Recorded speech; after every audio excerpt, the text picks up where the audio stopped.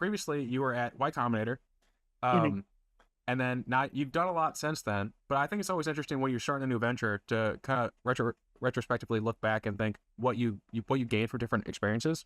So at Mhm. Y Combinator, I imagine you got to see so many different startups, so many different ways of doing things, and Well, you were a founder of HomeJoy and other things in the past. mhm. So when you set out to do Instalab, how did Y Combinator, that experience, like help you? Like, what did you draw from? Were there experiences, thoughts and that type of thing? Mhm. I think, YC has a very large network of many amazing founders. And so being able, working on something like a health tech startup that I'm doing now, in which I previously, I have a lot of consumer experience, but not in health per se. And so being able to tap that network and, talk to folks and get help in places and just accelerate kind of my learnings helped a Mhm. lot. And obviously at YC when I was there, I got to see all the companies and just being able to um, pick up some nuances or just even large trends and stuff like that was very helpful. Yeah. Well, I know one of the big things that you talked about a lot, even I think you were in many of the, I don't know if they were still there, but you were in a lot of like the courses that Y Combinator had. I enjoyed all, Yeah. like you would talk about like sticky marketing and that type of thing. So, I mean, 5 years, maybe like marketing is kind of like a stable thing. Like I think they're like maybe like how to do certain things changes, but like the fundamentals change. Um, Yes. I think like you had like a good firm understanding of that where, Mhm. it's like there are people that just like maximize what they're great at and then minimize what they're not good at. Mhm. But you've always kind of struck me as kind of like the board, like you just kind of go around, like you Mhm. just like are an eater of information. So I'm just like, um, were there were there other like are you now like really good at like operations or something? I don't know. Like, have you gained like another limb from being there? Oh, interesting. I would say I've actually gone much better. I was a computer science grad out of college, but I didn't spend a lot of time doing web programming, and I did a lot of Mm. Python and did a lot of data work, and I'm more data science. Um, but this time around, I spent like over 60% of my time coding, and I Mm. enjoy it immensely. And I it's kind of like the safe space, the quiet space that I go to when, I can just, you know, kind of, you're just by yourself doing stuff. And then the rest of the 40% is either working with patients, do a lot of patient work and operational stuff. I would say I'm pretty good with operations. That's if you have to rank all my skills. But it's not maybe the most favorite thing I like doing. And so, oh, excuse me. In this startup, I try to get my hands everywhere, and I'm probably more of a generalist this time for longer than I was at my previous company. Yeah. Yeah, I think I'm having more fun being able to do a lot of things.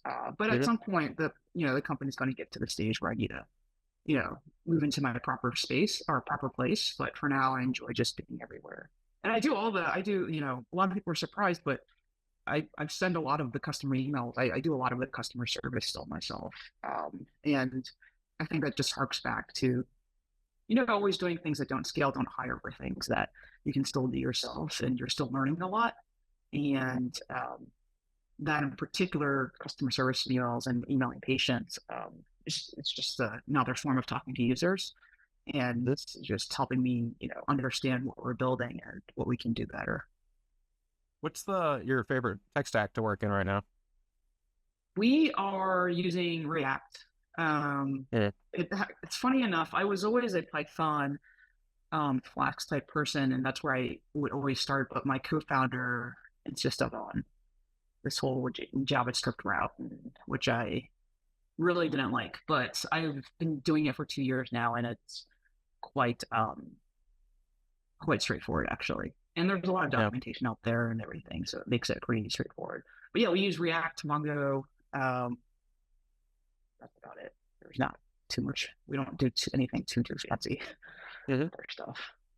Yeah. Yeah, JavaScript makes sense. Like that's the first language I learned as well, about 2 years ago. Um, and it was the documentation side of it. I think people really love Python too. Well, people are very Yep. opinionated about these things. I don't know. It's like it's Oh just yeah, a yeah. way to communicate with the internet. The nice thing about Yes. if you, especially for someone who lived in Silicon Valley, the nice thing about learning JavaScript is you kind of get like that the Kevin Bacon effect with Steve Jobs, because Steve Jobs really Mhm. popularized JavaScript. Like he believed Yeah. in it over I think it was Flash or something, people were Yeah. like flashes and everything, and he was saying that no, JavaScript's going to be the future, and now people have it where people think if there is anything left of human civilization, if it were to be destroyed, it'd be written in JavaScript. So I feel like there's like something kind of nice about being a part of that ecosystem. At any point in this conversation, if you find value in it, please subscribe. It is hugely beneficial, and it tells Google and everyone out there that this is content worth watching. Thank you for everyone thus far who has commented, liked, subscribed, and told their friends. It is a more readable language, I would say. I think I gravitated towards Python because it's just more to me. I just like less words and just being concise, and so I will gravitate towards any language that lets me do that. But I think once I let go of that whole thing and just writing, long strings and whatever is okay and making it readable, like it, it makes sense. It's totally fine.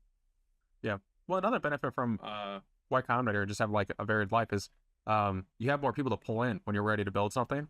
Like I think there is when you're just starting out, it's like, oh, Uncle Jeb, can you do, but like when you have kind of like more of a roster, it's a little easier to know, like, oh, my friend over here likes this type of thing, my friend over here likes this type of thing, and you can pull them in.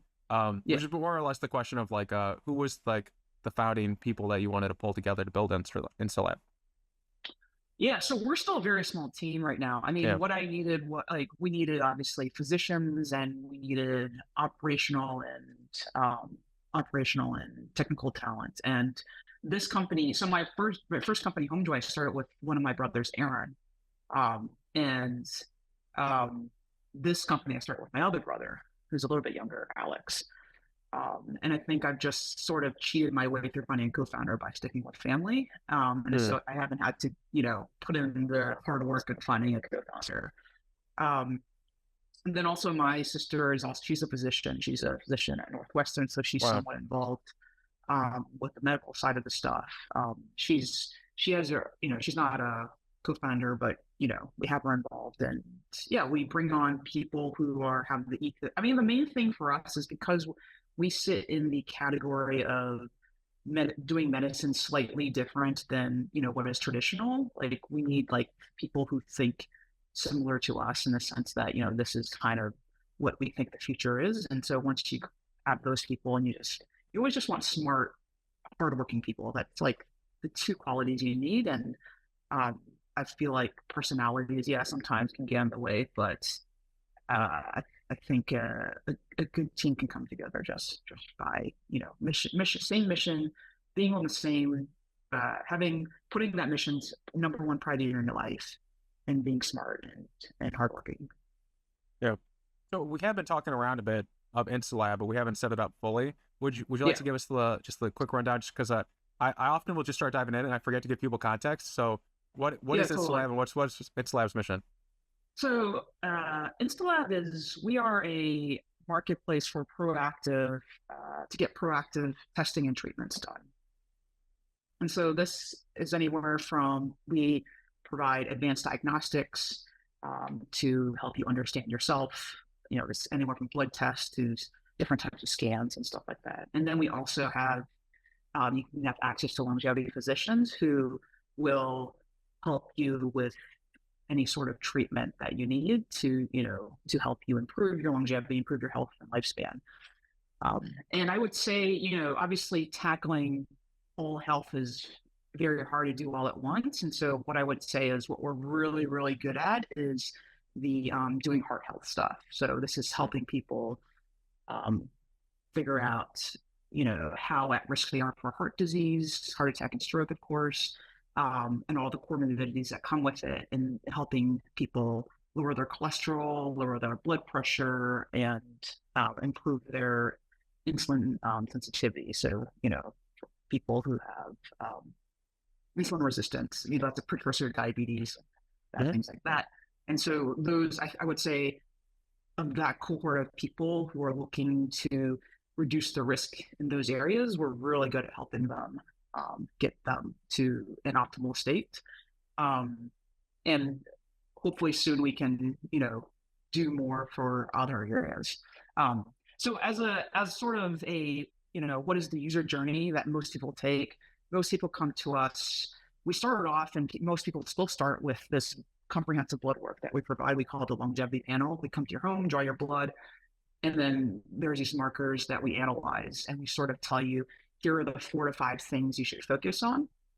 And we try to stack rank for you and try to make it, have the super easy to follow game plan to get you, if you take a test in 6 months for say, or the next year, like you'll be in a good place. And like I said, with folks who have heart health issues, we are able to provide complete care for those folks. That's anything from not just testing, but also, nutrition, fitness, and then all the way to medications. We prescribe medications. And then if you have other areas you need to focus on that we aren't quite ready yet to provide direct care, we have a concierge team that will find you like the best specialist in the area for you, in your area for you, and then book your appointment for you. And so we send you on a path. So basically, I guess what I'm saying is that there's a starting point with us. We either can care for you, or we can triage you to the right person who can take care of you.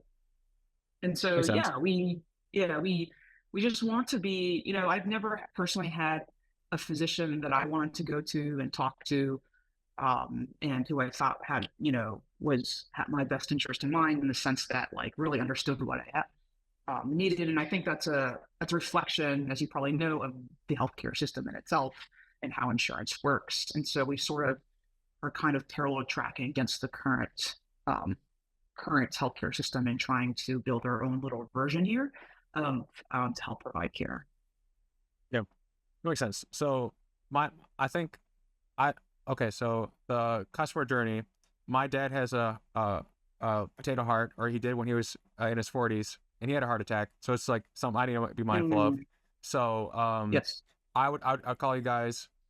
So like I imagine just like I don't have to call you guys. I just probably do it online. You're like a web person, so I would imagine it's archaic with a phone call. But so I fill out this thing. You guys send something my way. Does it literally come my way, or do I have to go to a physical location, just like as a brancher?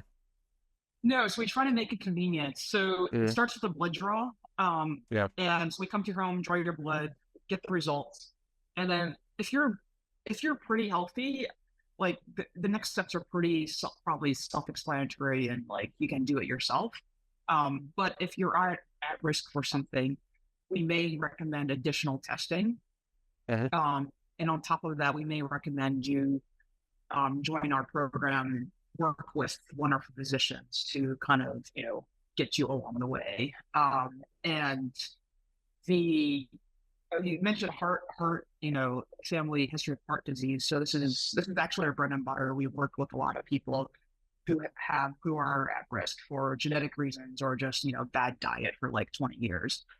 And so there are, aside from the blood, so the blood panel itself, blood testing, I would say gets you 50 to 60% of the way there of understanding your risk for heart disease. There are other tests you can do, and other things, and other things you can do when you're young to get ahead of it. And so I wish there was, in the beginning, I thought, I'm going to create this one program and everyone's just going to go through it and they're all going to get healthy.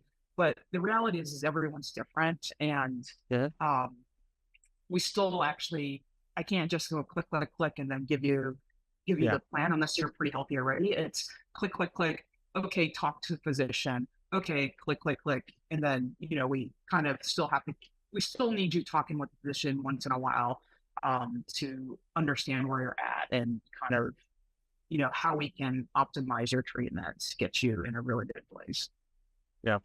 So, are you familiar with Brian Johnson and Blueprint? Yes. I haven't recently been following it, but I'm obviously very well aware of what it is. Yeah. Well, I've often wondered, like, so what I'm seeing here is that you take someone in many stages of life and you kind of help them get to the best possible heart health that they can get into, which means that they're going to get overall pretty healthy. And so Brian Johnson's kind of doing a similar thing where he's like spending lots of money to find, well, I don't think it's like actually like averageable data, because like what you're saying earlier about people being unique. So all the data that he's gathered on himself means, like, if you have a Brian Johnson genetic and body type, then that's the route to go. Yeah. But we need we need kind of like archetypes of the, I don't know, like 13 to 14 different types of body types that exist. Yeah. I mean, just to give you an example, we've had people in their 40s who are seen perfectly healthy. Their blood sugar levels are great.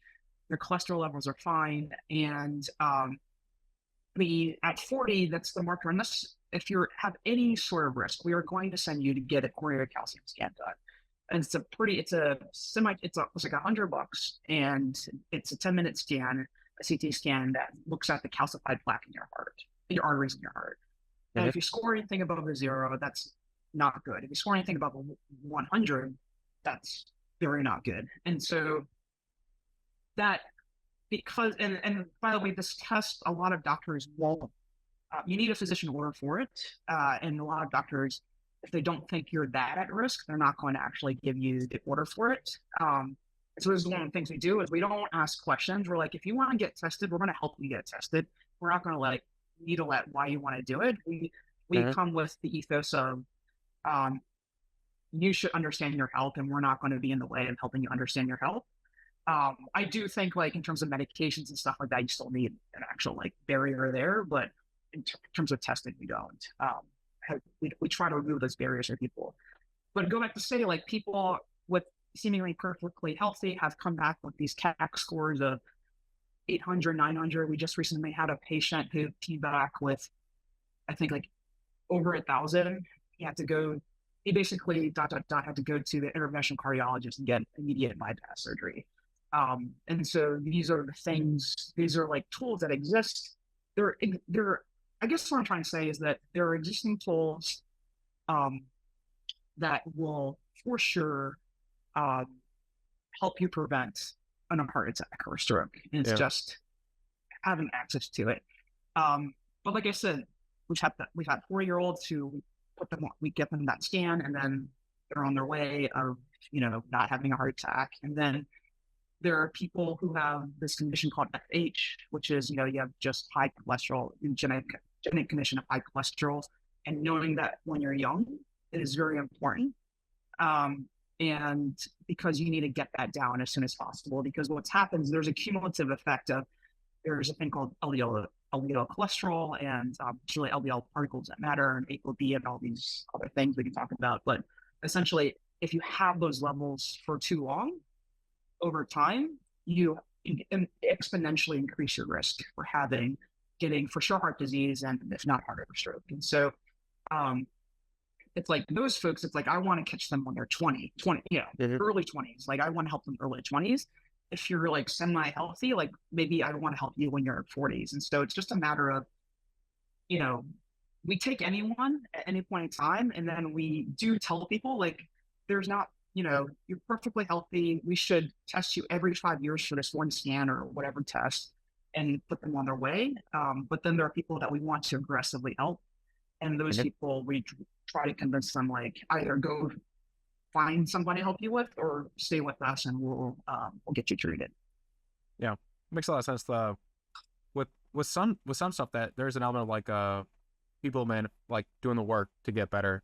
I have a friend who was having health struggles like just post COVID, and like most people gained some weight during COVID, and so he was struggling just like getting up and starting that journey. And so I threatened him. I told him like, I'll get on a plane randomly, I'll find you, and I'll ninja strike you randomly and just like go about my day.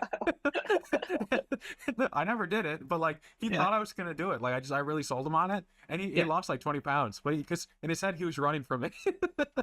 Like I've kind of always wanted like a ninja strike team with health professionals. Like okay, like how likely are you to do this, or like commit to this or whatever? Like what help do you need? It's like, well, I need motivation. It's like, I will find you motivation. It's kind of like maybe a silly thing to say with how serious what we're talking about.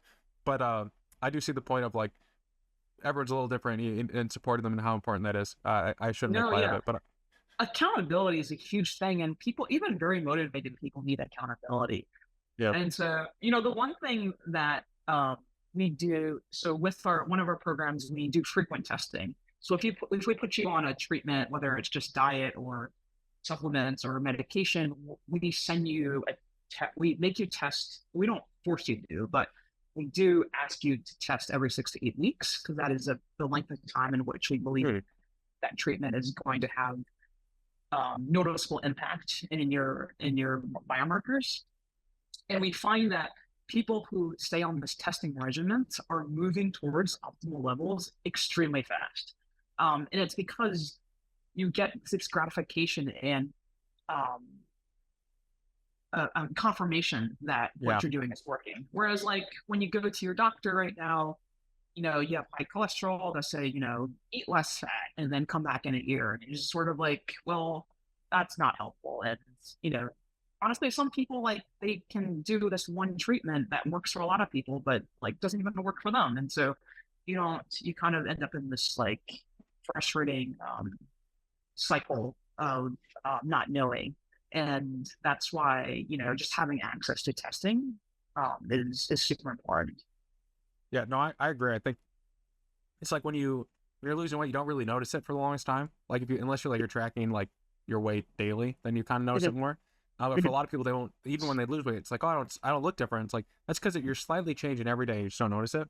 So having this like added feedback loop of hey, I can see that I'm getting better. Like actually, I see the added benefit there. You have mentioned and this kind of goes to cost. Prescriptions, etc. There's Mark Cuban's like kind of cost plus type setup where they bypass the insurance, which is nice because insurance is really annoying. But it sounds like you have like plugged into the insurance network, so that people can kind of just go with existing plans. If I'm understanding you. So we're in the process of, in general, trying to get some of our programs covered by insurance outright. That's just a long process that they go through. A lot of the advanced testing I do, though, unfortunately, will probably never be covered by insurance because they just don't. You know, it's this whole thing of I would help you when you're sick, but I'm not going to help you if you're perfectly healthy and prevent sickness. But right now, actually, we through our programs we cover the generics ourselves. Meaning we don't use insurance for that. It's just actually it's weirdly much cheaper to go get it yourself sometimes than to actually pay the copay for the insurance for those drugs. For the branded drugs, so we do for cholesterol, we do we do PCSK9 inhibitors, we do glycerin, which is called the brand name is Leqvio, and those are much more expensive. They can be 500, over $500 a month. And so we will try. We do run a prior auth and try to get it covered for you.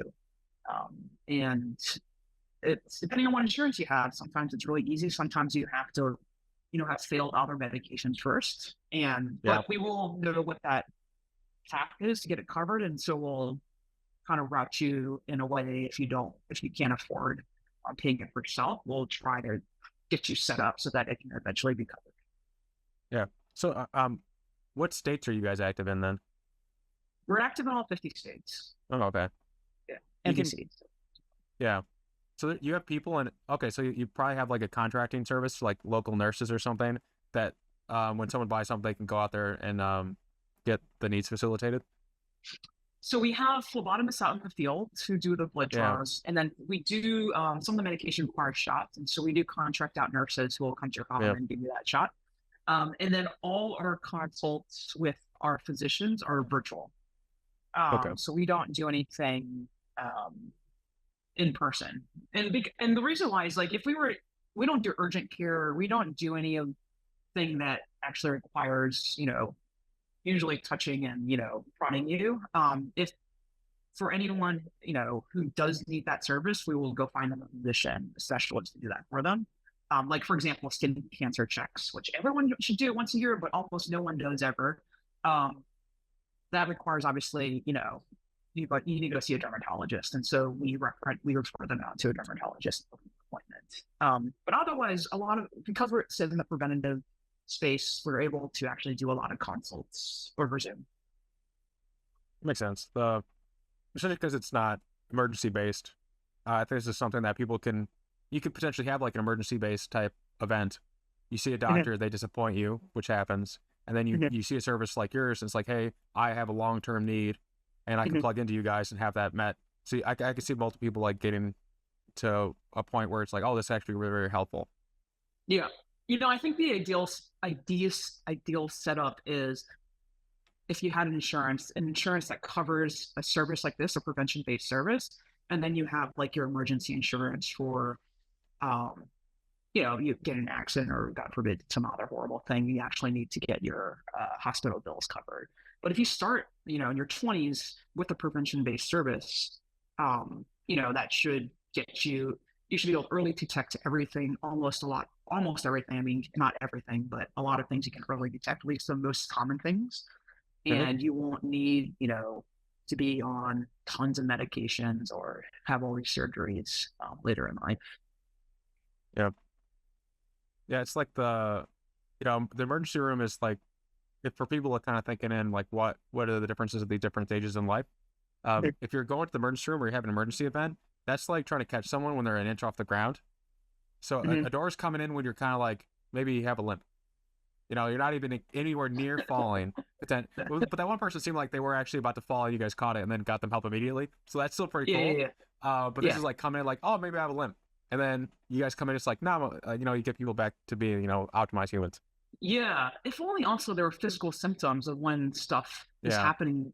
But yeah, a lot of times, you know, it's through blood testing and all these testing that you can catch things before the symptoms Yeah. appear, which is why you want to, you know, obviously do it because you can't predict your, you know, your inner self. Yep.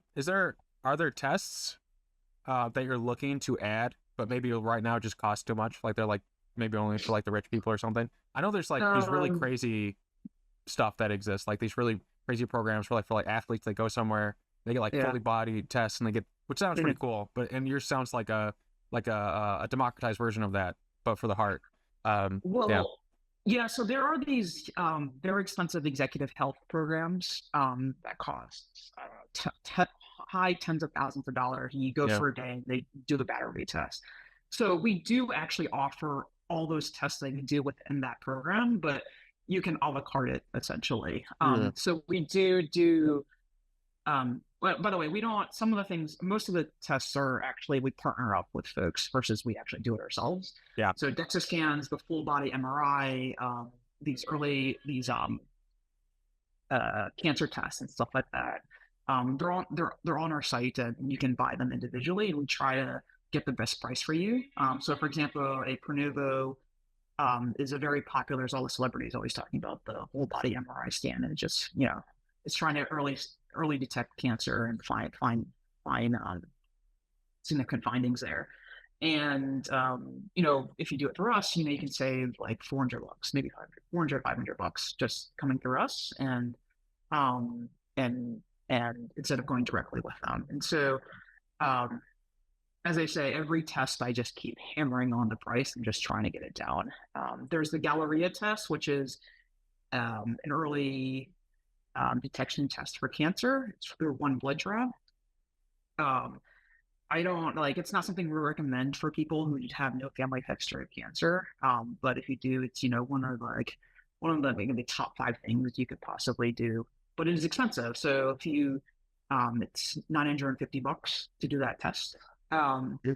we offer it for $900, $899, but that is just still too expensive, obviously, for most people to do.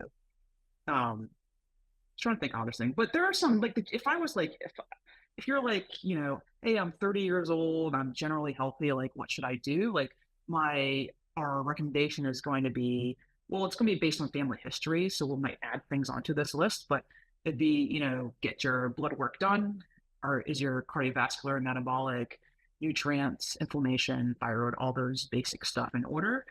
If that's in order, then we might also, and you want to optimize for longevity, you might also want to get a DEXA scan and the VO2 max done to try to optimize those levels. But I'll tell you, most people, they start with the comprehensive blood work and there's red somewhere that they didn't expect. Um, and so I do feel like some people are falling into this longevity trend of doing other fancy tests and treatments and stuff like that when they just don't have the basic stuff down that's going to cause them to develop a chronic condition. And so that's where we start first. Is we want to start from that level. Yeah. So this actually goes to a listener question. Uh, I don't know how to pronounce her name, so I'm going to call him HJ. HJ asks, do you collect data? And then they have a two follow-up questions based on that. Do you collect the medical data and do anything with it? We don't. So we've been pretty I mean, obviously we collect the data, and since we have blood work and we have a lot of their files, and some people send us all their data, and so we have like this Dropbox for health thing where you can just pile everything in there. And our intention at some point is to help you visualize all of that in a very Mhm. easy to way understanding. But we have no our path is in helping people. It's patient care, and so we don't have any intention on selling the data or doing anything else with it other than just keeping it with yourself and being able to help you understand it better is the only thing we'll probably do Yeah. with it. So, yeah. In the age of like AI this or machine learning that, there's no plans to like aggregate the data for yourselves and then have more insight from that. Like then that sounds like something more like what the testing and other people would want to do. If your focus is just on patient care, I could see like that being kind of superfluous. Yeah, I mean, there is probably opportunities to attempt to build like an AI doctor at some point. Mm, There's always that, that's the thing that everyone would like to do. We do it in the sense that we are only trying to help you using your data to help you. mm, I've had people reach out to me like, oh, pharmaceutical companies always blah blah blah. You're collecting a huge data set of blood work that's so valuable, et cetera, et cetera. And I think there is a huge business to build, I guess, in selling that data. But at the end of the day, I don't think that's gonna. I see ourselves already directly helping patients in this manner, and so I think that's just another company or someone else. yeah. Speaking about the startup business side of things, I'm always curious what people have in place in terms of like it's like more like a president thing. Like the first 100 days, they talk about this. FDR Okay. proliferated it, but no one's ever thought of like the first 100 days for a startup. So I'm gonna coin this and like own this. But what what were the first 100 days like? What were some of your priorities and some of the things you went through? Oh man, the first 100 days, actually didn't have a co-founder at that time. Mm, He came on like 6, 7 months later when I realized I really needed a co-founder. The first 100 days were that's such a good question. It was a lot of I knew what I wanted to do, but I had no context at labs. I like signed up for a phlebotomy course myself because I was like, well, I don't know what a phlebotomist, so maybe I'll just do this myself. I'm horrible at it, so I had to outsource that. It was it was for a healthcare startup like this, it's just like honestly a lot of setup, logistics yeah. and setup, and so it was finding, you have to set up a medical practice. You have to, I don't know, this might be going too in the details, but to run a direct to consumer healthcare company, you actually need two companies. You need the medical practice, and that's the one where the physicians are, and the phlebotomists and the nurses. And then you need another company that has a management agreement with this medical practice, and that's the tech company that is building the software and stuff like that. That company can't be one company for a number of reasons, all legal reasons.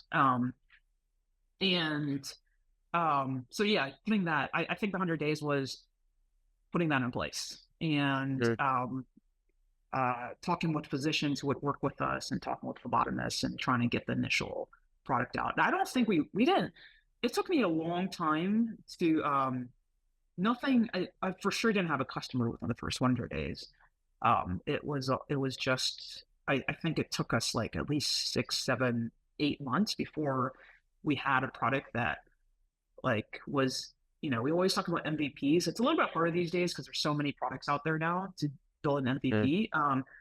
But with health, it's a little bit maybe this is just an excuse because I'm doing health, but and it took me so long to launch. But Yeah, it did. um, I think there's a place where there's a bar that you have to meet. And we try to run as fast to that bar as possible. But yeah, it took us a little while to just get our customer number one. Yeah. Well, the Y Founders, I think their recommendation is like you should build something or like have an MVP within like Yeah. 46 weeks. I broke something.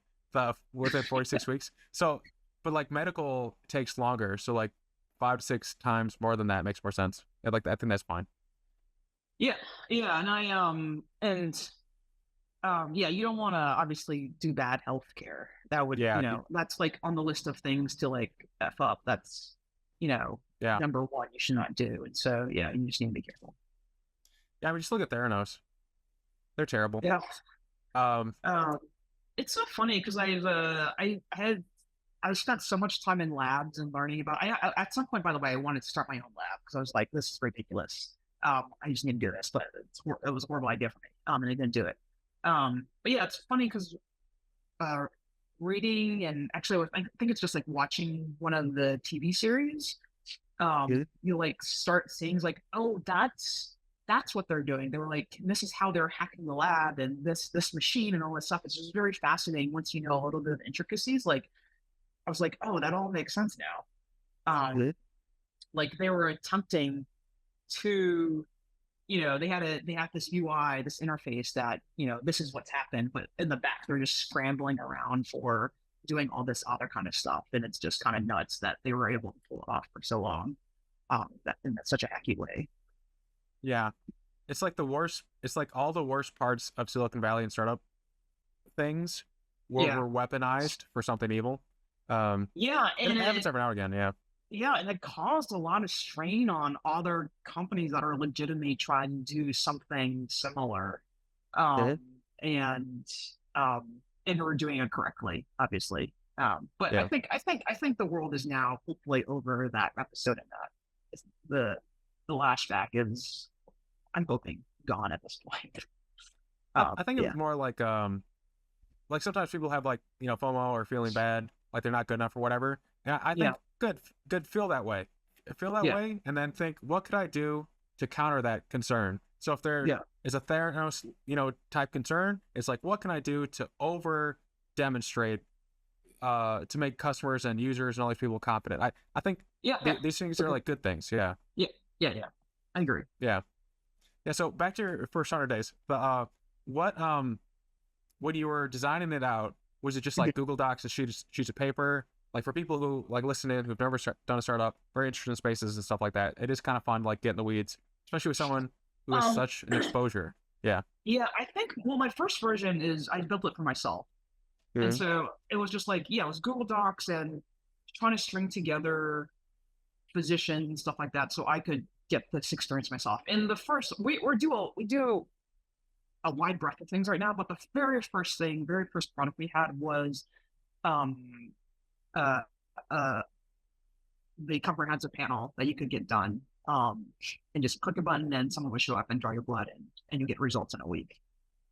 And so I just did that a bunch of times myself and had some friends. I was in New York, and so I have 6 friends who got a lot of blood work done over the course of 4 to 5 months. And it was just a lot of trial and error of making sure, I mean, it's just things you learn about, you know, you got to package the specimen correctly. You got to, do all this and like making sure everything gets transported to lab correctly. These are all things at a certain scale that, you have to get right, so that, the test results are accurate. And so just ironing out those logistics on the operational end was a lot. That's what I was spending a lot of time doing. And in terms of the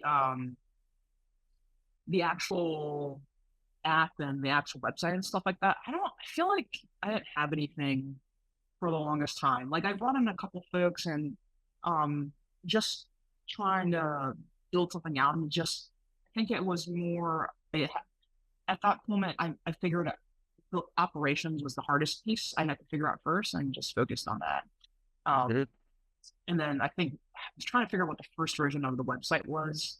Probably something. It was horrendous. It was like this very dark website and just like too intense. Like the feedback was, I was like, God, this looks very intense.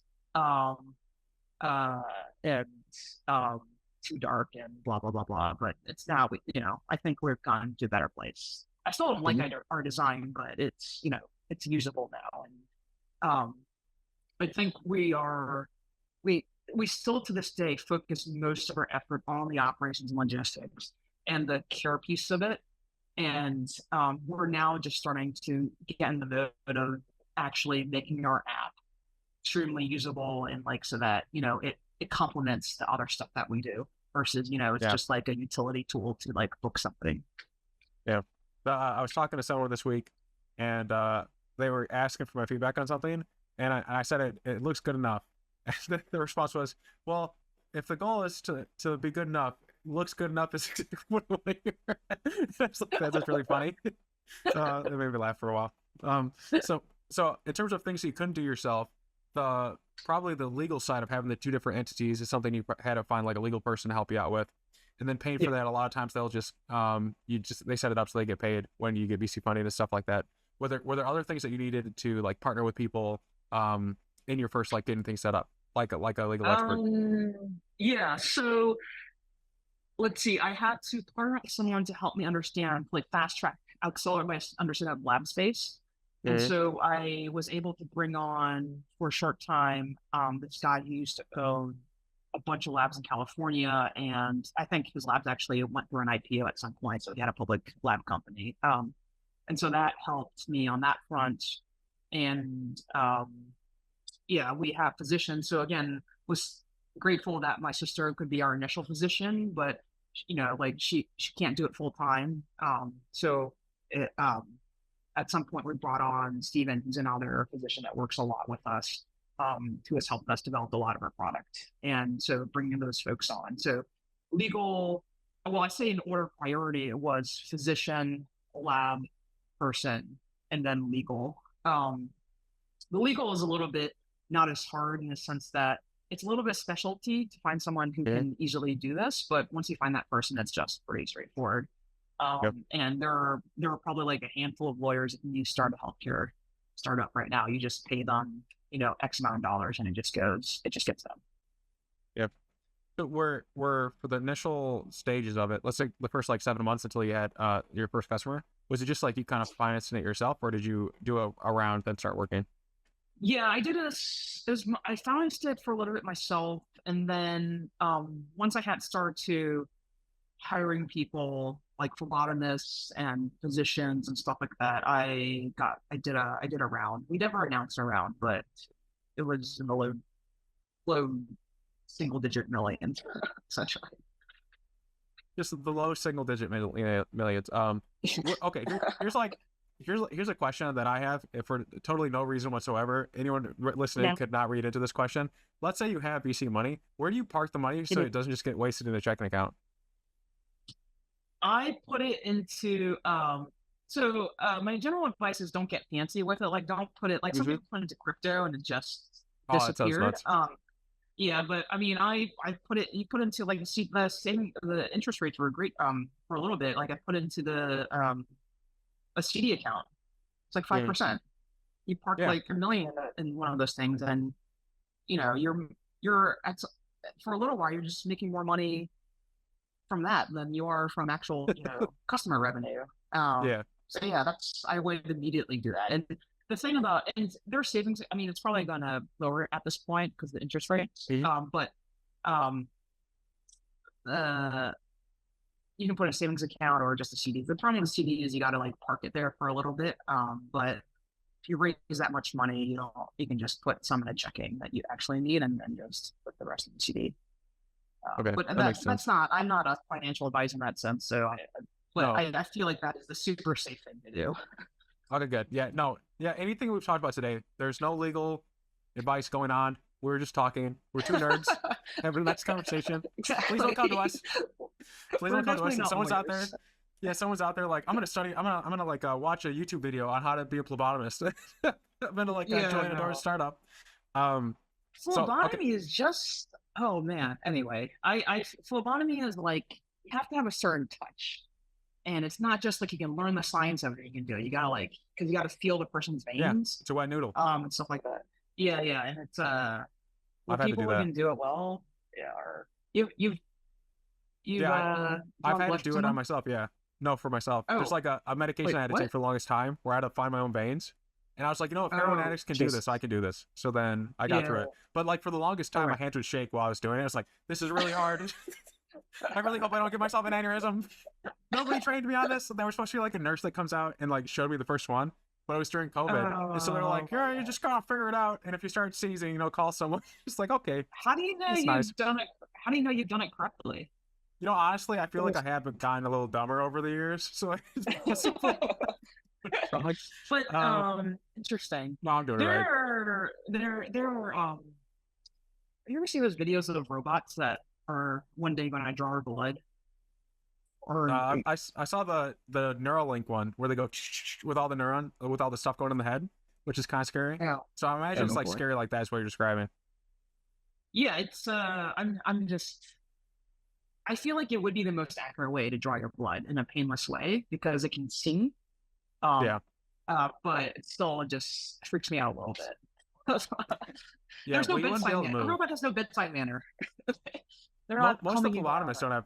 don't have that either. They're one person. I witnessed someone ahead of me that was a new phlebotomist who like pierced went to the other side and hit the vagal nerve or whatever. And the Oh, only reason I knew Jesus. what the nerve it was is because they sat there saying, "Oh, I hit the vagal nerve," as the person was just vomiting. It's like, "Oh, don't worry, Oh, this is just a vagal no. nerve." And it's like, give the person some stuff or whatever. I don't know. So like, Yeah, yeah. what you've done, all this, like to wrap this around and make this useful, other than just an aside, it takes real work to do what you're doing well. Yeah. This is not like, it took months or whatever, but like to get phlebotomists that could do it to a certain level, to get the support structure, like these are not trivial things. It's the way I'll take the aside that I was making and make it useful. Yeah. Um, but okay, so park the money there. You never announced the raise. That's usually weird. Most people like the free publicity of that. Was there like a Yeah. trade off logic for why you didn't? I don't want the publicity. It's like it's just the inverse of that. Yeah. I don't I generally am anti announcing that um like it it can give you attention, obviously, and sometimes the attention isn't great. But if you are hiring and stuff like that and aggressively, like that is the perfect reason to do it. But you need to do it because it when people Google search you or whatever, like it'd be nice for you to do that. So we've held off on announcing it just because I don't have the personality of like I really need everyone to know I can raise money. But if it will help me in the future, I will announce. I think my last company we raised a bit of money pretty fast, and um, after we announced it, I didn't think it was very helpful and just got us a lot of attention and people poking around at us that I thought it was a distraction for us. Yeah. So I just want to be more intentional next time we announce this kind of thing.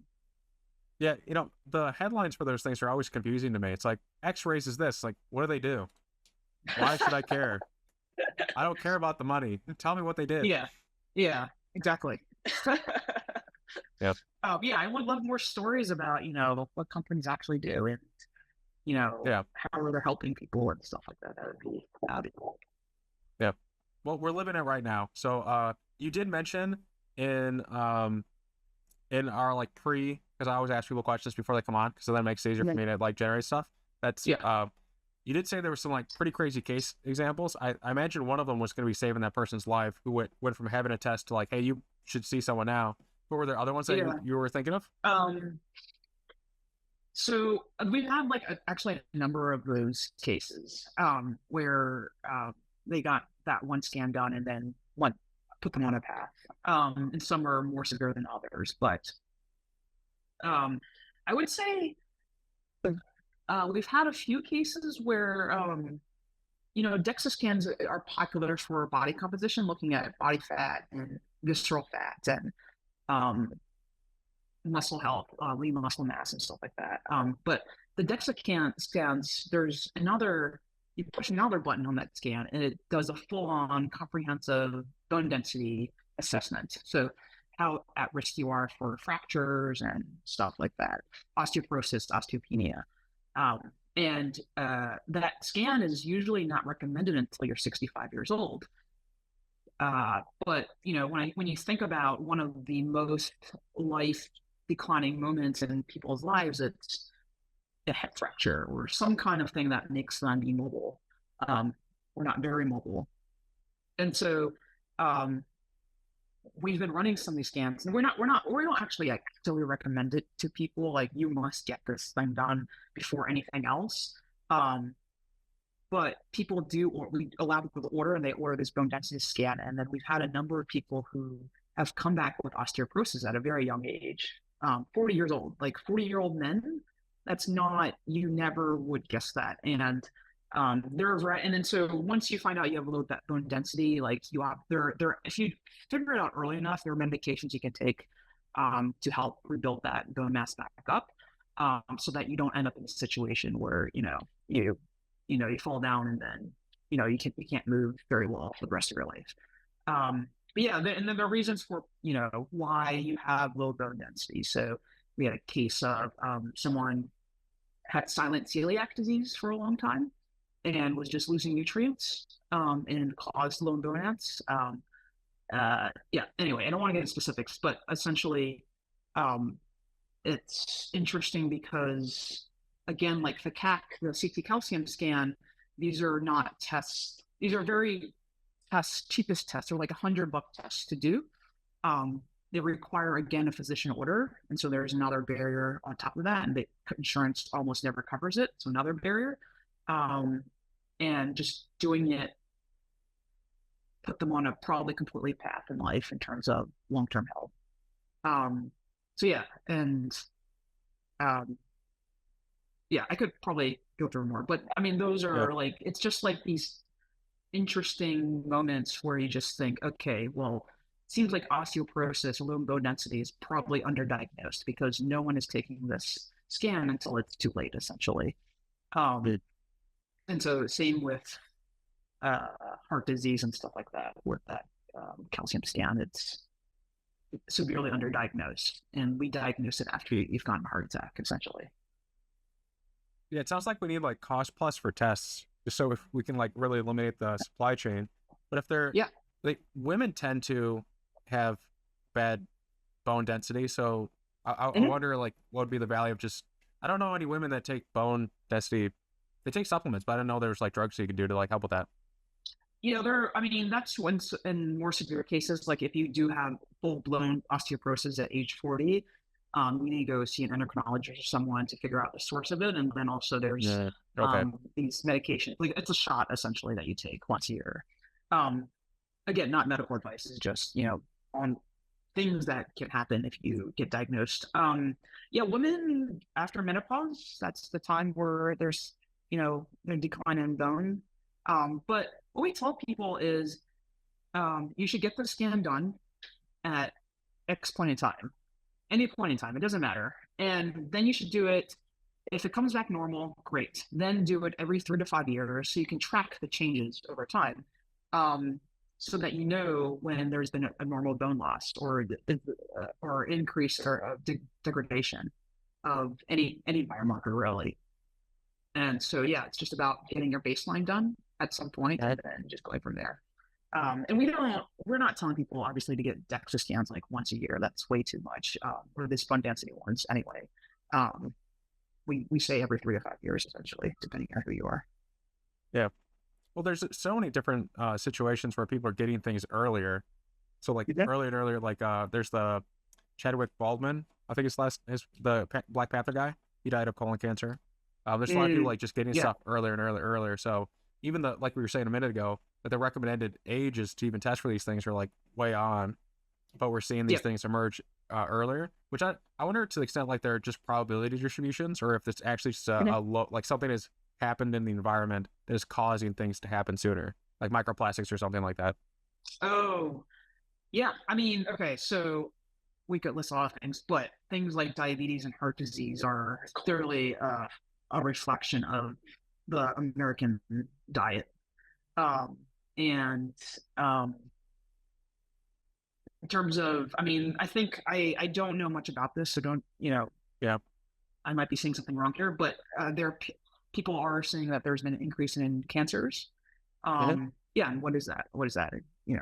And so trying to find those causes would be good to know. But as a result, I think, the ideal scenario is if insurance or whoever, you can sign up for a minimal amount of money and like, tell them everything about yourself, and then out comes this testing plan. And then you just go to a place, you spend 2 hours at that place, and you get the things done. And as you age, as you as you age older, that test list increases. But when you're young at 20, like, yeah, go get your blood work done and maybe, get the scan done. But, it's not that much actually. And then just know where you're at. And then do it once a year at least. So you just know where your progression is.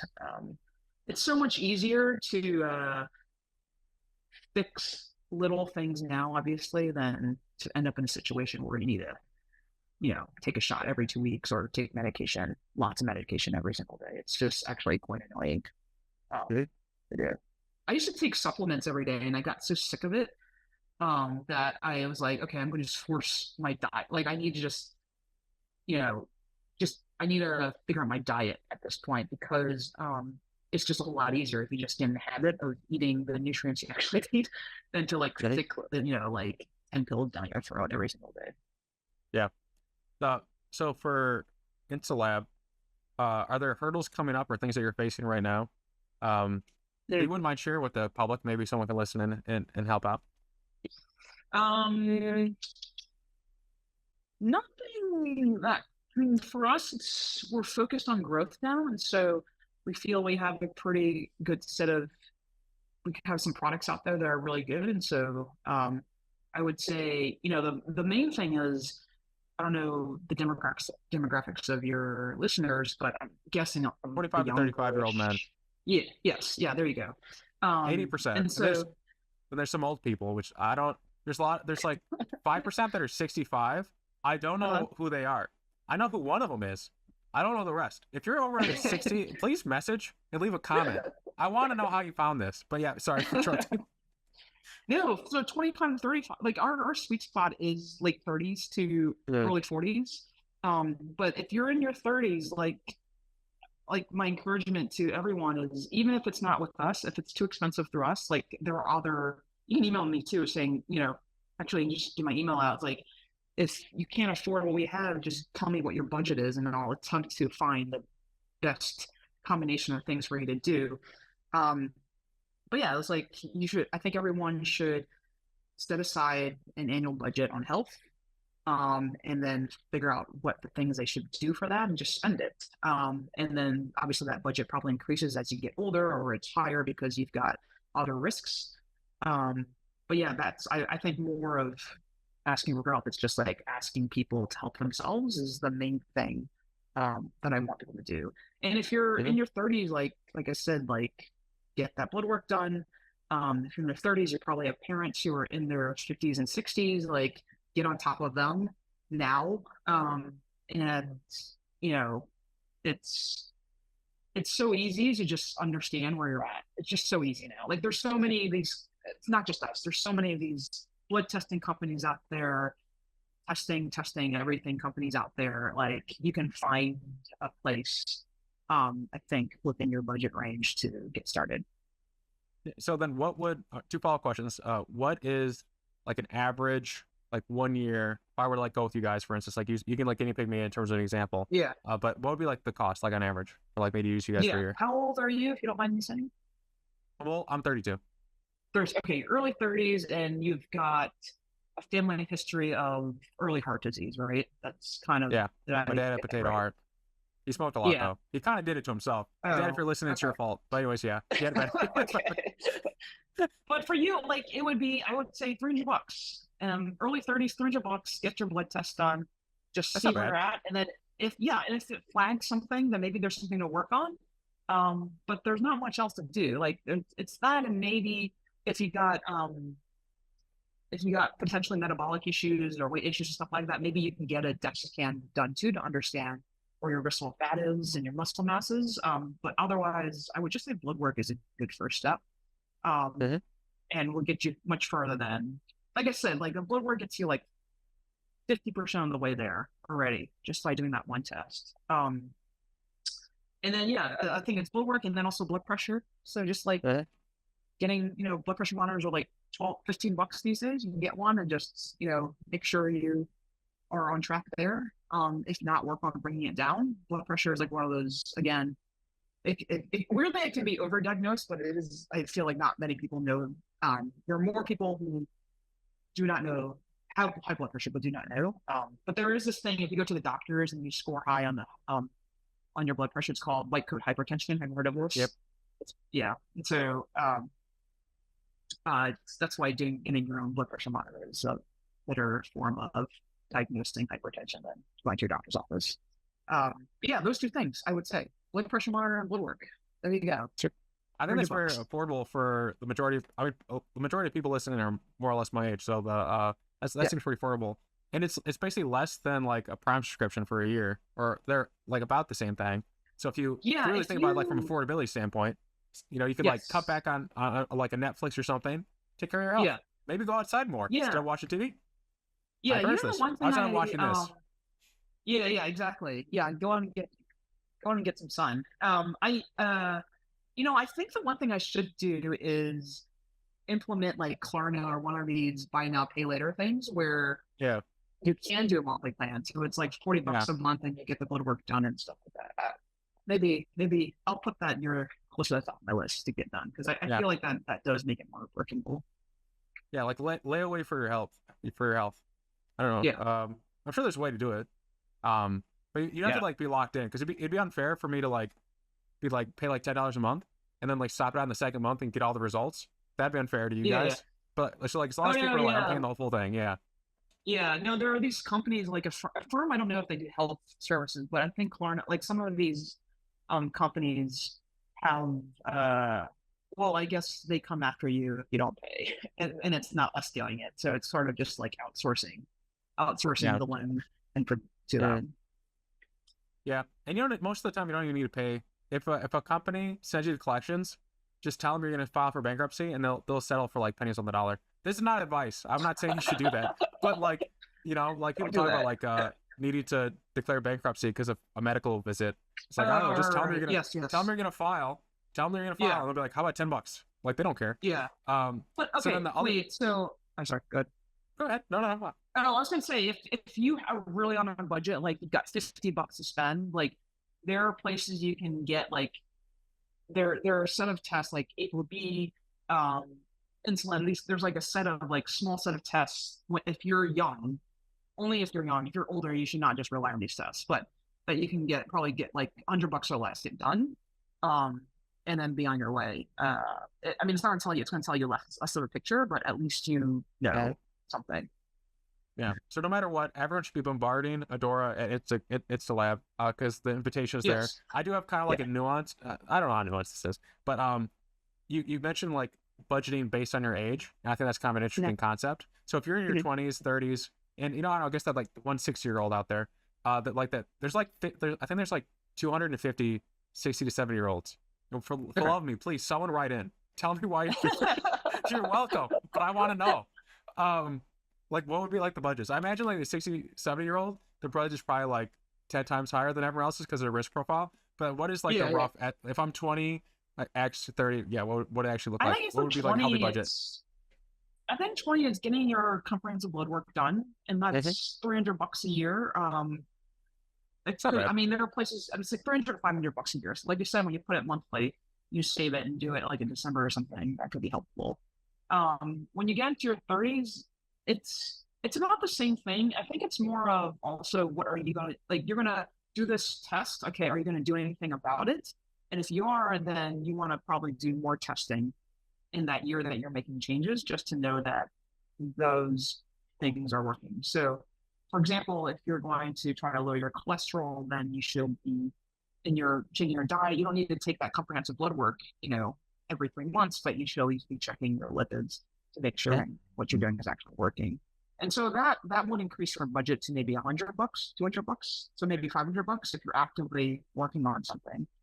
And again, it really depends on what you're working on. So, if you're trying to lose weight and lose body fat, then maybe a Dexa scan is more your speed than blood work. And the Dexa scan is, like in New York City, it's like $300 to do. It's ridiculous. Mm-hmm. But in LA and San Francisco, it's like more like $15, $75.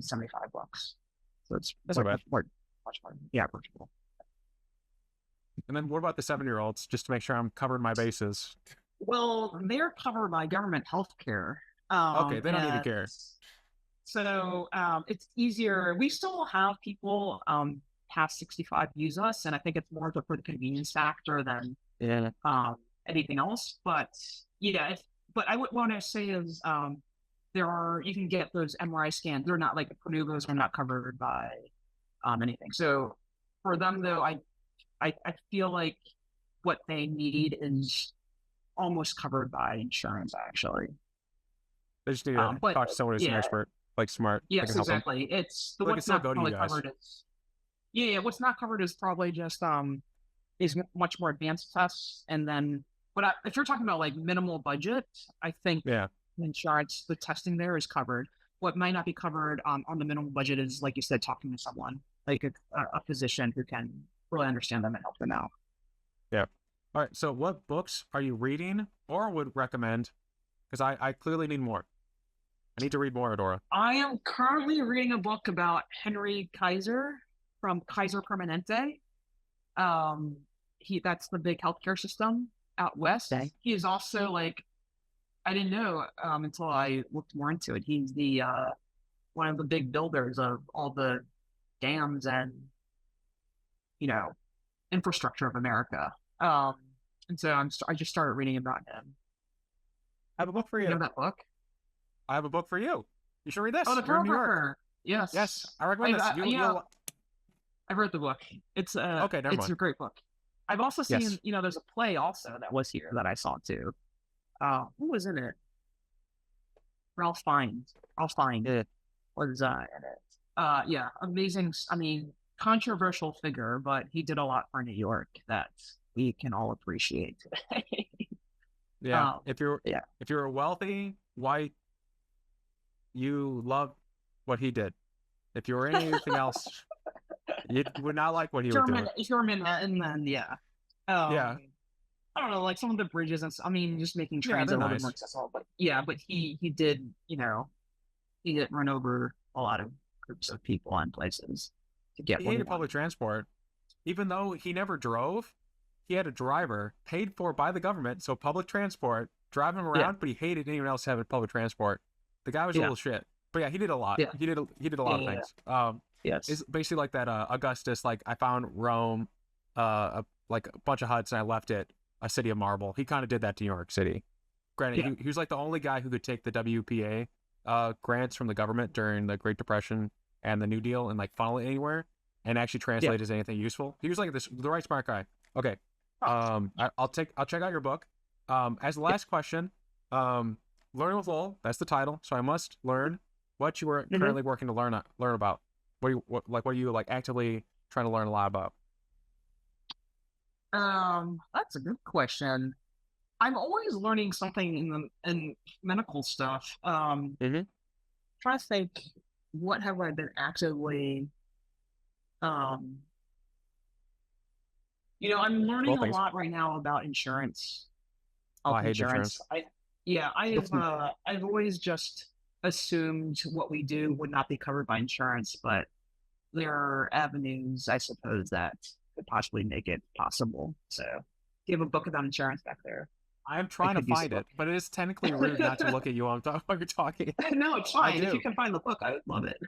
Oh, I'll follow up because there's two books. Okay. One is a Pulitzer Prize winner. I think it's by someone named Starr. That goes through like the making of American healthcare. And Starr, I think, was one of the people who did like the Affordable Care Act. But I'll follow up on that. Okay. All right. Yeah. So you're trying to learn more about insurance and how terrible it is. But go ahead. Oh yeah. Well, I know how terrible it is, but I'm just trying to figure out what the ins and outs of it and what's possible with a preventative approach. Like where can things get covered? And we started doing a lot of this stuff like prior auth and trying to help people with more expensive stuff get covered, like when they actually need treatment. And so I've been learning a lot about not reading, but just experiencing it and talking to people who are trying to build solutions to basic things like, does my insurance cover this? You'd be surprised that there's no software that actually does that well. But that would be nice if it did. The insurance, I don't think the insurance companies would appreciate that software being out there, but I wish there was. They make enough money. They double dip. So the book is Yeah. called The Social Transformation of American Medicine by Paul Starr. That's the Okay. book. It's very good. It is very dense. Yeah. Okay. I So like if that anyone else stuff. has anyone else with recommendations, please send them in. I'll send them over to Adora. But Yes, please. Adora, thank you so much for giving your time today, for being patient with me and the problems at the Of beginning, course. No and for being worries. on the show. Thanks for having me.